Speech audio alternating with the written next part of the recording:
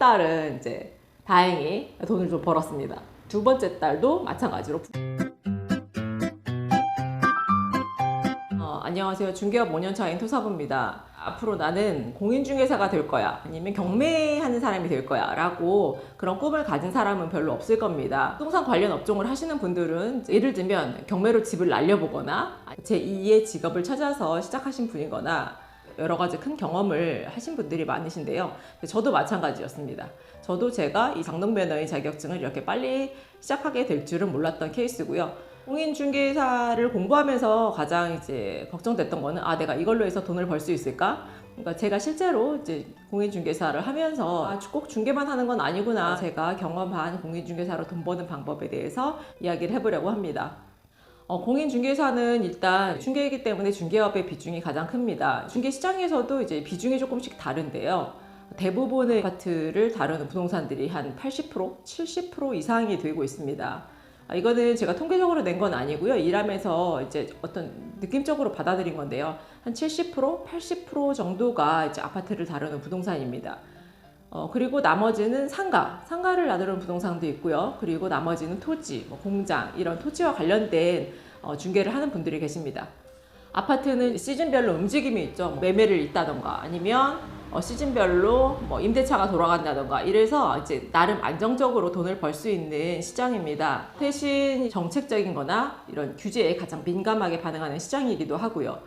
오프라인으로만 이제 영업을 해도 목 좋은 곳에 자리를 꿰차고 있으면 그냥 손님이 알아서 들락거리는 시장이 이제 아파트를 다루는 중개업 시장입니다. 상가도 이제 매매와 임대차가 돌아가는데요. 이제 매매와 임대차의 중개 보수가 같은 비율이기 때문에 임대차만 다루어도 수입이 이제 괜찮은 시장이기도 하죠. 그러니까 토지 시장은 토지를 중개하는 분들은 한 10%?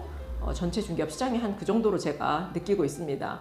토지는 이제 임대차가 전혀 없기 때문에 매매의 계약에 의한 이제 수수료로 이제 돌아가는 시장입니다.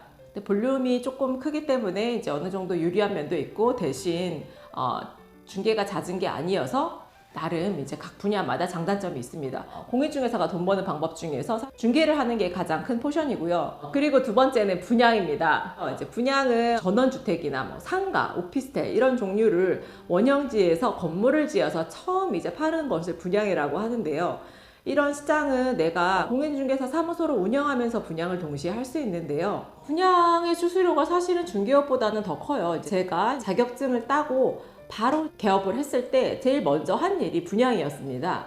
근처에 대단지 빌라 단지가 이제 분양을 하고 있었는데 거기에 이제 인사를 하러 갔죠. 인사를 하러 가니까 빌라 한 채를 팔면 얼마를 주겠다라는 그 비율이 있더라고요. 그 비율은 이제 빌라에 따라서 이제 책정이 되는 편이고요. 그거를 이제 MGM이라고 하는데요. 수수료를 분양하는 업자와 공인중개사가 나누는 룰을 가지고 있었고요. 그건 소비자한테 영향을 미치는 건 아니었습니다. 그래서 제가 빌라를 처음 분양하는 것을 팔아서 첫 달은 이제 다행히 돈을 좀 벌었습니다. 두 번째 달도 마찬가지로 분양으로 돈을 벌었죠. 그래서 사무소 근처에 빌라나 아파트나 전원주택이나 이런 걸 분양을 하면 한 채당 얼마의 MGM을 받는구나, 이제 이런 구조를 알게 되었습니다.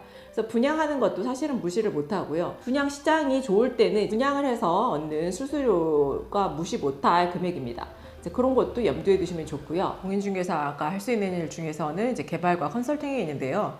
개발 같은 경우는 저는 토지 중개를 하기 때문에 큰 임야나 이제 큰 전답을 잘라서 파는 방법이 있어요. 왜냐하면 큰 땅들은 보통 한 500평 이상, 1000평, 주로 큰 땅들은 2000평 이렇게 가까이 되는데 소비자는 최대 한 500평 정도의 땅을 가장 선호하시거든요. 큰 땅에 도로를 내서 이제 작은 땅으로 분할해서 파는 것을 이제 개발형이라고 하고요. 그렇게 개발을 해서 파는 경우가 있고, 부모님한테 상속을 받거나 아니면 증여를 받은 땅을 내가 어떻게 수익화할 수 있는지 그렇게 상의를 하는 이제 컨설팅을 하는 경우가 있습니다. 개인적인 컨설팅 아니면 투자 컨설팅, 그리고 내 땅을 수익화하는 방법 컨설팅을 주로 하고요. 그리고 네 번째는 이제 마케팅입니다. 이제 마케팅은 제가 어떻게 하게 되냐 하면 상가나 이제 토지를 중개하기 때문에 부동산을 찾는 층이 희소합니다. 희소하고 제가 가지고 있는 물건도 희소하기 때문에 이 둘을 어떻게 매칭을 할 수 있을까, 내가 그런 사람의 눈에 어떻게 하면 잘 띄일 수 있을까를 고민하다가 이제 마케팅을 알게 되었고요. 그래서 지금은 이제 가장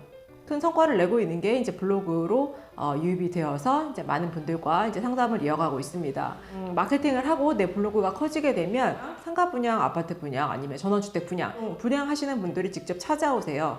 그래서 내 블로그에 올리면 내가 대신 이제 홍보를 해주면 나와 수익을 나누겠다. 아니면 원고를 부탁하거나 이제 홍보할 수 있는 방법들을 여러 가지를 이제 협의를 많이 해오시는데요. 이제 마케팅이란 건 내 물건을 홍보할 수 있으면서 나를 알릴 수 있고 또 내 블로그에 주변에 이제 분양을 하거나 매매를 하거나 이런 분들의 협업을 이끌어낼 수가 있습니다. 그리고 이제 마지막으로는 교육이 있는데요. 제가 이제 중개업을 이제 블로그나 이제 뭐 SNS를 통해서 중개를 하다 보니까 주변에서 이제 중개업 하는 분들이 많이 물어보시죠. 공인중개사가 하는 이제 온라인 마케팅을 수업을 몇 번 했는데요. 그걸 하게 된 계기는 사실은 제가 꼭 이걸 수입을 만들라기보다 이제 계속 한 가지 일만 하니까 이제 좀 심심하더라고요. 사실은 중개를 하는 게 기다리는 일도 굉장히 많거든요. 그 기다리는 시간에 내가 뭐를 할 수 있을까? 아니면 내가 메인으로 돌아가는 일 외에 이거랑 관련돼 있는 일을 내가 수익을 만들 수 있는 방법이 무엇이 있을까라고 생각을 하다가 중개업하는 분들이 궁금해하고 이제 제가 자주 질문을 받았던 내용을 정리해서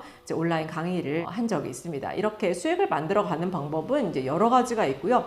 내가 꼭 공인중개사다라고 해서 내가 매도인과 매수인의 의사결정을 중간에서 중재하고 그 기다리는 역할만 하는 게 아니라 내가 이 업을 하면서도 이 업과 연관되어 있는 여러 가지 일을 할 수 있다는 것을 말씀드리고 싶고요. 이제 공인중개사가 돈 버는 방법 5가지를 말씀드렸는데요. 이거 외에도 이제 본인이 원하는 방향이 있으면 새롭게 분야를 만들기보다 지금 하는 일과 연계되는 일들을 수입원을 하나씩 만들어 가시면 보다 재미있고 가치 있게 일을 만들어 가실 수가 있을 겁니다.